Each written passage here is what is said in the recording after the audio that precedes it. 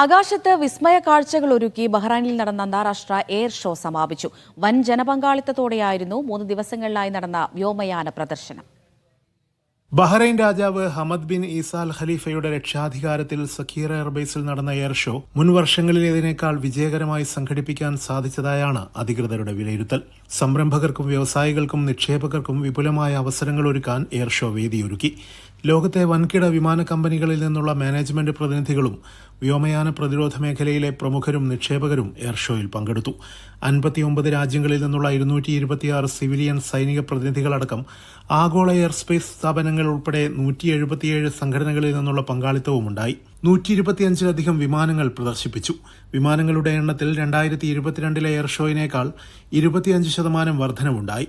78 കമ്പനികൾ എക്സിബിഷനിൽ പങ്കെടുത്തു. Bahrain national space science agency UAEയുടെ മുഹമ്മദ് ബിൻ റാഷിദ് സ്പേസ് സെന്ററുമായി സഹകരണ കരാറിൽ ഒപ്പുവെക്കുന്നതിന് എയർ ഷോ വേദിയായി. ആഭ്യന്തര മന്ത്രാലയം എയർബസ് ഹെലികോപ്റ്ററുകൾ വാങ്ങാനുള്ള കരാറിലും ഒപ്പിട്ടു.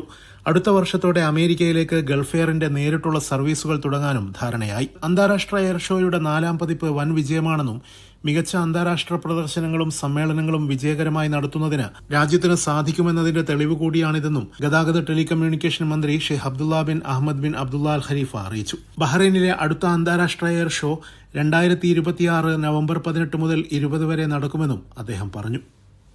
Siraj Pallikkara, media 1, Bahrain.